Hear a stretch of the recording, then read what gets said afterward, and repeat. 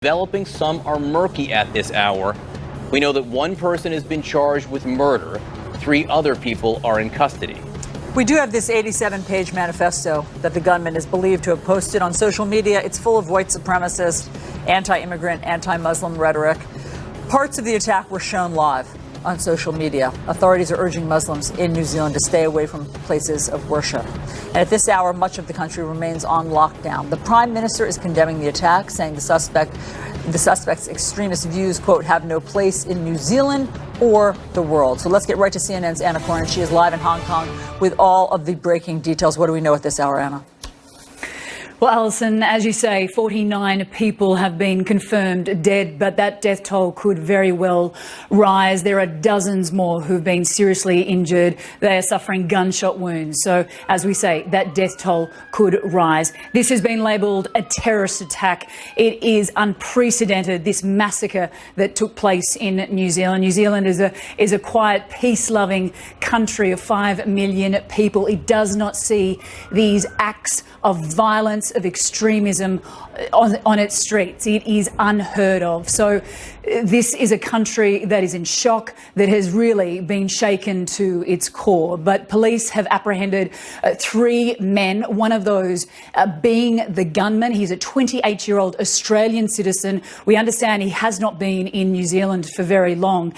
He posted his killing spree live. He streamed it live on Facebook. It went for 17 minutes. The killing spree itself went for 6 minutes. It was absolutely horrendous, something that nobody wants to see. But this is a man who is going to be appearing in court in Christchurch tomorrow. We understand that he just fired upon everyone in his path, men, women, children. It was absolutely horrific. Let's listen now to one of the witnesses.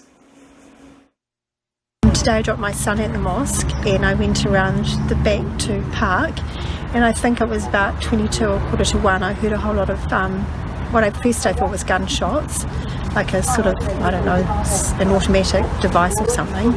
And the first time I was like not quite sure what it really was, so what I did was I just sort of ignored it, and then I heard 2 more lots after that. So on the 3rd time I thought, oh, it doesn't feel very safe, and I saw lots of people running, so I decided to drive, and I did sort of like turn right out into Dean's Ave, and I drove past the mosque and there were a lot of bodies outside. So we've just been waiting here since then just to see if our son is all right, but he's not answering his phone. A woman who is waiting for word from her son. We don't know if she has been reunited as yet. Now, these 3 men, including the gunman, none of them were on a watch list. None of them were on a terror watch list. They all flew under the radar as far as law enforcement and intelligence agencies were concerned. This is obviously something that will be investigated. So, Anna, we are not showing this video for obvious reasons. We don't want to do this monster's work for him. James Galliano, who we're going to speak to in a minute, who served in the FBI and the military for decades, tells me he saw it and he has never seen an act of such depravity. This gunman clearly wanted to send a message and wanted everyone to see it. Any sense of what that message or why he was doing this? John, it was absolutely chilling. We were in tears watching this because it was cold, it was calculated. This was somebody who had no feeling whatsoever. He carried this out with military precision. If I can just run through what we saw in this video. He drives to the mosque. He gets out. There are semi-automatic weapons, many of them in his car. He walks through the gates of the mosque. He starts firing outside the mosque. He then walks through the front doors and mows down every single person in his path. You hear people screaming, people crying out for help. He then goes into a corridor, he reloads, and then continues his killing spree. He then calmly walks out of the mosque onto the pavement, and obviously by this time people are hearing the rapid gunfire. He's picking off people on the pavement. He then walks back to his car, reloads, returns to the mosque inside, and is shooting these bodies on the ground. Now, anybody who was playing dead, anybody who perhaps was hiding, hoping that this horror was going to end, well, he went up to each of those bodies and at point blank range executed every single one of them. It was absolutely horrendous. He then walks outside the mosque. There is a woman standing on the pavement. He shoots her from a distance. He walks up to her. She is pleading, help me, and he shoots her in the head. He then gets in his car. He is talking. He is laughing. And he's firing outside the windscreen of his car. He's then firing outside the passenger window randomly at people. And what is so bizarre, as you can hear the police sirens roaring past, he gets to a pedestrian crossing and stops and allows these people to cross the road. And we presume from there he has driven to the next mosque and carried out the next attack. It was absolutely chilling, something that I have never seen in my life. Hannah, I know it's your job to have to watch that video so that you can report it to us, but I'm sorry that you had to watch all that, and it's going to take a long time for your psyche to detox from that, and even all of ours from just hearing that level of psychopathy. Thank you for your reporting. We'll check back with you, obviously, throughout the program as more news develops. All right, joining us now from Christchurch in New Zealand is radio host from News Talk ZB, Chris Lynch. Chris, thank you for being with us. Give me a sense of the situation in Christchurch right now. I know it's late at night at this point, Friday night, where you are, but what has it been like on the streets since this attack? It's been eerily quiet. When I was driving from the News Talk ZB studios back to my current premises, I've never seen or felt it feel so quiet before, other than the sounds of helicopters flying above and the occasional police car with its lights going past. It's a very surreal experience, and what I think many of us here in Christchurch are struggling to comprehend, just the graphic nature of this. But also, you need to understand that Christchurch is, generally speaking, is a very quiet, peaceful city. You know, we've had our experience of terrible natural disasters. It was only in 2011 that we had the earthquake that killed so many people. And it felt like, John, in the last kind of 6 or 7 months, the city was starting to feel alive again. I was out producing some video footage just because I felt proud of the city. We all feel like a sense of a new city's been built. And as you can appreciate, there's been many mental health issues in this city as a direct result of the earthquakes. And this just takes us back. And what I said on national radio before, and I was being very honest when I said, I think we all feel just so deflated. We feel like our city's gone through hell again, and it continues to go through hell. We feel defeated, John. You are not defeated. And let me tell you, an earthquake is a natural disaster. An attack like this is man-made and inspired by nothing but hate. Talk to me about the two targets here, these two mosques. One of them, I understand, is one of the largest, if not the largest, in Christchurch. Yes, the largest city mosque in Christchurch City. It's on Dean's Ave, which is the main thoroughfare of the city. And I've been describing the mosque in some respects as like the friendly neighbourhood, the friendly neighbour, because it's always played quite an important role in the community. Every year, for example, John, it opens up its doors to the people of Christchurch to show that it is transparent, it is available. I've been there, I met a couple of young people, I've filmed in there before. The people are just generous, lovely people. There is a sense that you want to know what goes on there. And it's not a closed-off environment that you often hear on some sensational kind of reports in other countries. It's a very friendly mosque. The same with the mosque in Linwood, although it doesn't specifically look like what you would call a mosque. It's almost more of a hall, a community hall environment. But once again, we're talking about lovely, friendly, family-oriented people, and that's why this is not just a shock. It's an absolute tragedy for everybody, including New Zealand, because, John, we don't really have guns in this country. One thing we're quite proud of is the fact that when we hear of a mass shooting, we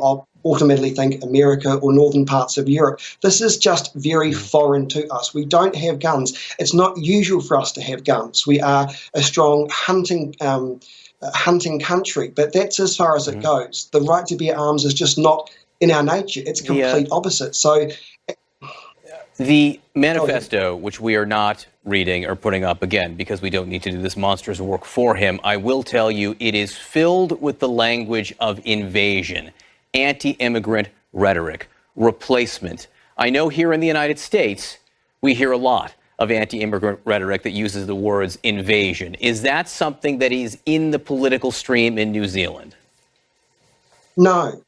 And that's what makes this situation all the more perverse. We are a very multicultural country. And in fact, following the earthquakes, if one thing that's become of the earthquakes that's been a good thing is that Christchurch has opened its arms to all types of different communities from all over the globe that have come here.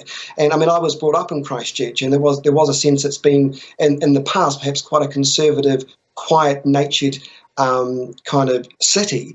But as a direct result of the earthquakes, we've had lots of immigrants from around the world helping to rebuild our city. And that really feels like a lovely richness that the city's been missing for so many years. So in that respect, we have welcomed with open arms people from across the globe. And that's why today's event just seems so shocking by the sounds of it.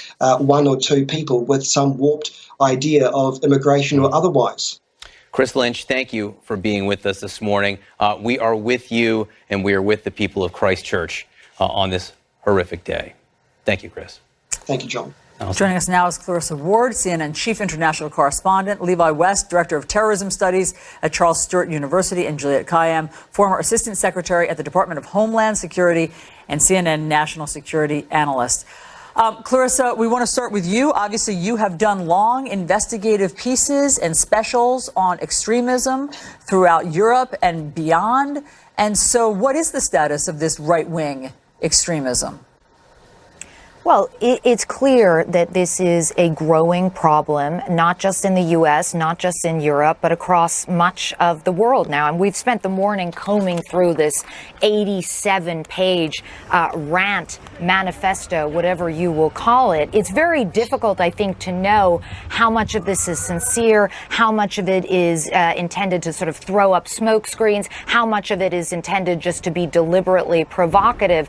But the kind of language you hear here, this man saying that he was very much inspired by Anders Breivik, the right-wing nationalist who killed more than 70 people in Norway. He also lists Dylan Roof, who killed 9 worshippers in a church in the U.S. And he's driven by this idea. You heard John just talking about it right now. Immigration is the enemy. Islam is the enemy. Muslims are the enemy. They are reproducing at a faster rate than we are. Migrants are the enemy. He calls them invaders repeatedly. He calls on people to actually assassinate the London mayor, Sadiq Khan, also German Chancellor Angela Merkel, and the Turkish President Erdogan. So a lot of hate-filled rhetoric, a lot of nods as well, I would say, to right-wing, far right-wing memes that have got a lot of traction on the internet. But I do think it will be quite a difficult task for investigators poring over this to try to decipher what's a smokescreen, what's real, was he a lone wolf? Is he part of a larger network? Is this likely to inspire copycat killings of this nature? Juliette, when I read through this manifesto, what struck me is that the language in there could have been chanted in Charlottesville, where they were chanting, "Jews will not replace us." The word replacement is everywhere. The word invasion is everywhere. And I suppose what I want to know, and what we need to know at this point, is how pervasive is this hate around the world, and how provocative is it to perhaps spur more violence like this? Well, the first question, how pervasive? It's as pervasive as the internet. This hate of exactly what you said, John, of replacement, of invasion, is viewed by those who believe it as a zero-sum game. So we're talking about Muslims today, of course, and what happened in Quebec. But then you have Charleston, you have Pittsburgh. It's this idea that the white race is being replaced by another race, and then that leads to terrorism. Now, how incendiary this is just depends on the reader and how they're going to absorb it, and that's a question of radicalization.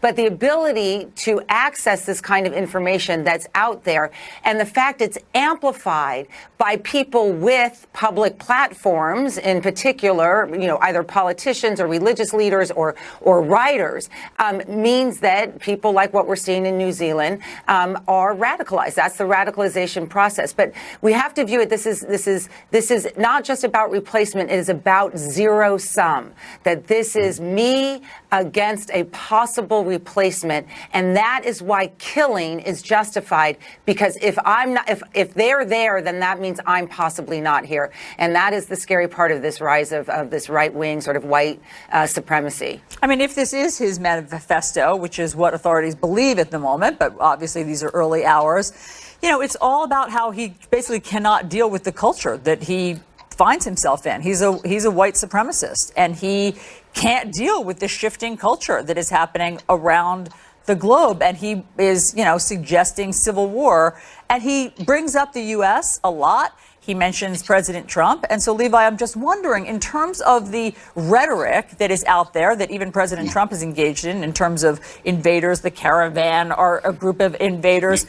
Can you draw a link between violent rhetoric and that kind of invasion language and violence? Absolutely. I think if we sort of step back from the language specifically and think about the ideas that are embedded in that manifesto, then in the front end of that document, it talks fairly explicitly about three key ideas. One is invasion and replacement. The other one is about crashing fertility rates in what he refers to as white countries. And then he closes that out with explicit reference to white genocide. These are essentially not just talking points of the far right and of white supremacist organisations all over the world, in the United States and in Europe in particular, but they're core ideas that underpin some of the arguments and the justifications for not just extremist movements and ideas, but for the violence. It's a way of setting up a clear other and an out-group separate from us, the in-group, who we need to defend because we're under threat. And that idea, which is the really important part, some more than just the language, is what animates people and gives the violence that they engage in meaning and purpose. It really is terrifying, and people better take notice of what's going on. And Clarissa, as we talk about this bigger picture, I know in Christchurch, they're primarily focused on making sure there aren't more people connected to this crime. You've covered so many terror attacks like this one, and you know the first 24 hours are the most important. They're absolutely. They want to make sure that this was, they want to ascertain whether or not this was a lone wolf attack, whether there's a larger network at play. It appears to have been very well planned, very well organized. And there is a reference in the manifesto. He says that he's operating individually or independently, but that he asked the Reborn Knights Templar for their blessing, and that was given to him by this group. It's not clear exactly who he is referring to here. But just speaking to the broader point as well, John, when we're talking about, the sort of rhetoric and politics that we see right now, I would like to say that just based on conversations that I'm having with Muslims today who are afraid to take their children to Friday prayers on this, the Muslim holy day, they feel very frightened by what they see as a kind of mainstreaming of incendiary rhetoric that essentially facilitates and encourages Islamophobia. And they are very much hoping today, I think, to hear some strong condemnations coming from all across the world, just as Muslims are encouraged to condemn terror attacks when they happen by Muslim extremists. We will see if those arrive in the next minutes. Clarissa, Juliet, Levi, thank you very much. We'll have, of course, all the developments on the terror attack in New Zealand. We're also following more breaking news for you. North Korea is threatening to suspend nuclear talks with the U.S. after the failed summit with President Trump. So we have a live report for you on that development next. We have breaking news overnight. North Korea says it is considering suspending nuclear talks with the United States, and perhaps more importantly, is threatening to resume nuclear and missile tests once again. This comes after last month's failed summit between President Trump and the North Korean leader Kim Jong-un. CNN's Paula Hancock's live in Seoul with these breaking details, dangling the possibility of new missile tests, Paula.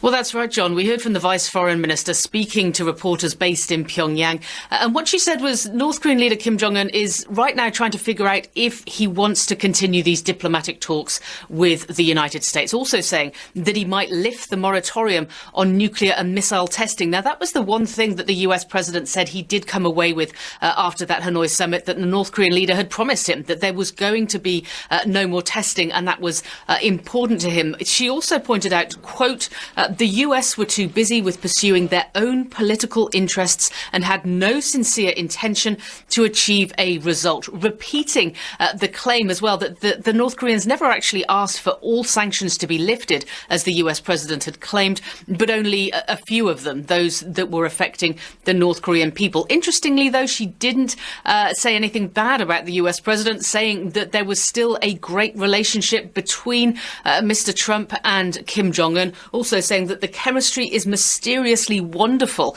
Instead, she actually laid the blame for this all going wrong at the door of the US Secretary of State, Mike Pompeo, and John Bolton. Alison, back to you. Thank you very much. We will check back throughout the program. Meanwhile, there's more breaking news. Israel is blaming Hamas for 2 rockets that were launched at Tel Aviv. But media reports suggest those may have been a mistake. Israeli Defense Forces responded by hitting about 100 Hamas military targets in Gaza. CNN's Melissa Bell is live at the Israel-Gaza border with all of these breaking details. What have you learned? Alison, that's right. 100 Hamas targets that were targeted overnight, struck overnight by Israel. This in the wake of those 2 rockets landing in Tel Aviv, sent from Gaza. The first time that has happened since 2014. And that really represented something of an escalation that no one had really seen coming at this particular stage, Alison. What we're hearing from Israeli media reports is that the Israeli Defense Forces assessment at this stage is that those rockets that were targeted at Tel Aviv could have been the work of some low-level Hamas operatives. That is, that they might not have been sanctioned. And so really a sense this lunchtime here along the Israel-Gaza border of all parties seeking to de-escalate in the wake of this flare-up. We've been hearing from Gaza that the weekly protests along the fence for today, those Friday protests, have now been cancelled. We've also been speaking to a spokesman from Islamic Jihad, one of the groups that functions within Gaza, saying that overnight an Egyptian delegation present on the ground has really been trying to calm things down, and that all parties inside Gaza are now looking for calm to be restored if Israel is prepared to look for the same. John. All right, thank you so much for this report. We're watching this very closely, a very important day there, obviously. In the meantime, we're getting new information on the anti-immigration terror news. All right, welcome to our viewers in the United States and all around the world. This is New Day. The breaking news this morning, at least 49 people, worshipers inside 2 mosques, murdered in an apparent anti-immigration hate crime. Dozens injured. These terror attacks took place in Christchurch in New Zealand. Joining me now is Jackson Williams, a reporter for Sky News in Australia. He joins us now from Christchurch Hospital in New Zealand, where some of the victims are being treated. Give us a sense of the latest.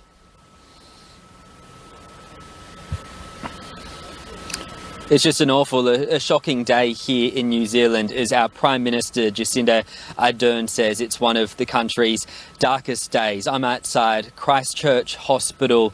Inside the hospital behind me there are 48 people with gunshot wounds being treated, around 20 of them with very serious injuries. As we know from what police have told us, 49 people are confirmed dead. 41 of those were killed at one mosque. 7 of those were killed at another mosque on the other side of Christchurch. Christchurch being a city on New Zealand's South Island. A further one person tragically died succumbing to their injuries while being treated here at Christchurch Hospital. So the death toll, as it currently stands, is at 49. Another 48 people, as I say, they are being treated here. So that death toll could tragically yet rise further, given that so many people are in such a bad way. New Zealand is considered such a safe place. That's why the events here today have shocked so many people, not just Kiwis, not just people here in New Zealand, but people right across the globe. We know 3 people are in custody. A male in his late 20s has been charged with murder. He will face a court here in Christchurch tomorrow morning. Another 2 people believed to be connected to the twin terror attacks in Christchurch earlier today, also in custody. Police continue to question the pair. We do know that earlier today, a total of 4 people were apprehended, were in police police custody, 3 men as well as 1 woman, but police say only 3 people now in custody in connection in relation to these tragic events. This is very much a country in shock, a country in mourning, many people struggling to come to terms to be able to comprehend what's taken place here today. Right, Jackson Williams for us in Christchurch. Outside the hospital, some 48 people killed, another 50 or so injured in the hospital behind you. Of course, hate, it knows no boundaries. Apparently, the ethnocentrism, white supremacy knows no boundaries and has global reach as well. Joining us now, Sam Vinograd, former senior advisor to the National Security Advisor and CNN national security analyst. Also with us, James Galliano, retired FBI supervisory special agent and a CNN law enforcement analyst. As we sit here, there are 2 things obviously of paramount importance, the what now and the why. Let's start with the what now, James. As far as this investigation goes, they have 1 man under arrest. We believe he's the guy behind this hate-filled manifesto. What else is happening and what else needs to happen? Well, John, in the immediate aftermath of this, the New Zealand Prime Minister, Jacinda Ardern, came right out and called this, and I quote, a terrorist attack. Now, in the U.S., we're normally much more cautious about labeling something like that in an immediate aftermath, but there was enough there from the screed that you've referenced all morning and the video of the gunman going in and perpetrating this horrific, unimaginable crime. As you and I spoke earlier about this, 33 years in the military and law enforcement, I've seen some things in my time and witnessing the level of depravity that it took to execute people. This was an execution and absolutely a terrorist attack. Why? The definition of terrorism is violence or intimidation in the pursuit of political goals. This clearly appears to be what this is. It's so sickening, I really can't even think about it. I mean, I really can't even think about what you've seen on that video. I know some details, but it's such a shock to the normal psyche that it's really hard to absorb what it is. Sam, you were at the White House. You worked at the White House during previous mass casualties. And so typically, if we can use that word with this White House, what is the U.S. response? What happens right now when there's a mass casualty somewhere in the world like this? Well, Allison, unfortunately or fortunately, there is a protocol that's followed at the White House when mass casualty events happen. I was at the White House when the massacre in Norway unfolded tragically, unfortunately. What happens first is that threat reporting or incident reporting comes in via the U.S. Situation Room. In a situation like this, President Trump would have likely been briefed immediately because of the gravity and depravity of the incident, as well as the fact that there is still a real threat to Americans based upon the social media presence of this individual and the fact that this attack could still be inciting or directing others to conduct acts of violence against Americans. Oh, it is. I mean, we've read through if the manifesto is really his, of course, it's early hours, but it seems like that's what authorities believe. If this 87 pages, it is directing others. I mean, he spells out how he wants civil war to happen in the U.S. He cites the U.S. a lot in here. Exactly. He is instructing people to do that. He is, and I want to note it's Friday. Many Muslims are going to a Jummah or Friday prayers today, so there's a real risk to Muslims today going to mosques around the country. And that's why the next step the White House would engage in would be monitoring threat reporting against high-profile targets here in the United States. But complementary to those efforts, there would be a strategic discussion about the root drivers of this attack, the reasons that this individual chose to act, the people that were cited in that manifesto, the tropes that he used, like the word invasion, which unfortunately we are hearing from too many leaders' mouths around the world. Including President Trump. Let's just be honest, because he talks about it. The suspect talks about it, so I don't know why we would skirt around it. Well, that's exactly the question. How many more massacres do we need before we have a domestic conversation and global conversation about the use of these white supremacist and white nationalist tropes? We had the Pittsburgh shooting, the Pittsburgh shooter cited in invasion. We had the attacks or attempted attacks against members of the media. There was the same kind of language that was used. We have Marine Le Pen, Viktor Orban, the far right in Italy, using this kind of language. And 49 people died in New Zealand. And that rhetoric is a thread throughout all of these narratives. Any other White House, any White House should have an honest conversation about how to combat white supremacy. In the law enforcement community, James, is there a fear of the global weaponization of some of this rhetoric, the anti-invasion, the replacement rhetoric? Because now we heard it in New Zealand, we heard it at the synagogue shooting in Pittsburgh. I mean, very similar language. It's 2019, and we have an unfortunate intersection of law enforcement and politics. And I can tell you, John, from 25 years in the FBI, that's the last thing we want. But we have to look at that. Why? Because we want to get out in front of the causality. What are the motivations here? The worst thing that can happen to law enforcement in the aftermath of something like this is not being able to figure out what happened. We know this was clearly a madman. We know that there were some political implications behind it. But right now, in the immediate aftermath, law enforcement is hyper-focused because New Zealand is part of the Five Eyes, the intelligence sharing communities between Australia, the UK, Canada, and us. We share everything. Are there any other plots to be uncovered? And are there any other people that, to Sam's point, inspired, enabled, or directed this, or are going to do this in the future? Can I just make one point? I agree with you. There should not be politicization of this investigation. But the use of tropes, the use of language that incites violence, to me, is not a political question. It's actually part of what you're saying, James. And that's why law enforcement professionals, even technology platforms that are monitoring accounts, look for certain words that incite this kind of violence. But Facebook didn't do a very good job. I mean, of looking for the kind of words that incite violence, since this was all over. He linked to 8chan, he had Twitter, he had Facebook. So I'm not sure what they're doing, really. If they don't have the competence or resources to shut this down before it happens, I'm not sure what good they're doing. This has been reactive. I mean, there are now 3 individuals in custody. This was not just a guy that woke up and decided he was going to go shoot up several mosques. This was premeditated. He planted seeds everywhere. And this idea was born on the internet. So there was a digital footprint that unfortunately the technology platforms are likely reactively reviewing. I will say, it's not like these discussions are only happening in secret places right now, because a lot of the language that's in that manifesto right now is on TV and coming from very official places every single day. Yeah. Thank you both very much for all of your expertise. So we continue to follow the terror attack in New Zealand. Also, coming up, did President Trump issue a veiled threat to his political opponents? Yeah, veiled is when you make hints. Out loud is when it's not veiled at all. An overt threat. About violence. He's even encouraged it at some of his rallies. But in a new interview with Breitbart, he goes even further, appearing to suggest that some of his supporters could get violent on his behalf. The president said, quote, "I can tell you I have the support of the police, the support of the military, the support of the bikers for Trump. I have the tough people. But they don't play it tough until they go to a certain point, and then it would be very bad, very bad."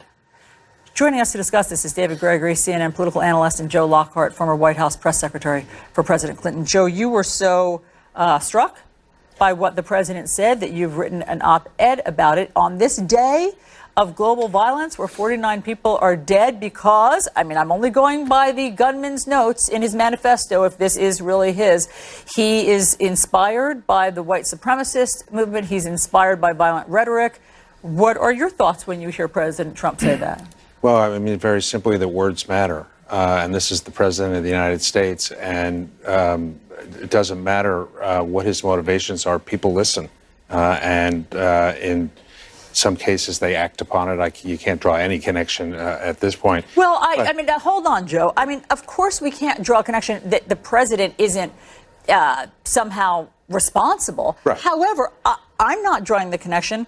The gunman here, the gunman at the Tree of Life Synagogue, and the gunman, or whatever, the psychopath who sent the bombs to CNN, who had the Trump pictures plastered all over his van, they're the ones who are drawing the connection about what their motivation was and where they first heard the heated rhetoric.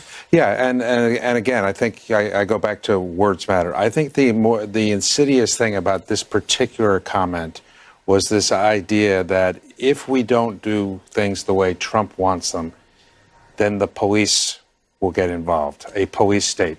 The military will get involved. Or maybe we'll have tanks rolling down the street, or the bikers, the Hells Angels. And again, I don't know whether Trump is a evil mastermind or just someone who just never understands what he's saying. But the fact of the matter is, he says these things, and it attacks our democracy. He attacks our institutions. He says, I'm not sure that if I lose the election that I'm going to accept the results. And then he says, I've got the military on my side. We hear this in dictatorships. We don't hear this in our democracy. And the most enduring strength of our country, as opposed to around the world, is we have peacefully transferred power for 200 and how many years. And now we have a president who's hinting that maybe we won't. Maybe we won't. We keep using the word hint. I don't think there's a hint here. I think it's a flat-out statement. He's saying, I have the military, I have the cops, and I have the bikers. And he's saying this out loud in an interview unrepentantly, David. Yeah, and he said during the debates, as we recall in 2016, that there may not be a peaceful transfer, that he wouldn't, that if he lost, that he wouldn't necessarily concede. So it's not the first time he said it. If we live in an age where we say, well, we're not going to take him literally, it's just Trump being Trump, that doesn't pass. That's ridiculous. I mean, Joe's exactly right. Words matter because the presidency is about something more than the occupant. It's about an institution. It says something fundamental about who we are as a democracy and who we are as Americans. And you don't do this at a time when there's so much toxicity in coursing through social media. To have someone with this kind of megaphone speaking that way is like a dictator. I mean, there's no other way to say it. And if the president and those around him are abhorred and by the notion that there'd be any connection between violence that we see playing out in his rhetoric, then somebody needs to go talk to him, because we're not making this up. When you have a president who talks about, who uses the language of dictators to talk about the support of the military and the police, it speaks for itself. And there are people who can hear that and see it as a call to arms, quite literally. I mean, that's what he's saying. I mean, if they don't believe the connection, maybe they should go talk to Cesar Sayoc, the crazed psychopath with the van with all of the photos of President Trump and Vice President Pence. Maybe they should ask him what his trigger was if they really want to know what happens after violent rhetoric. And, sometimes the president has claimed he doesn't use violent rhetoric. Sometimes Sarah Sanders has claimed that he doesn't use it.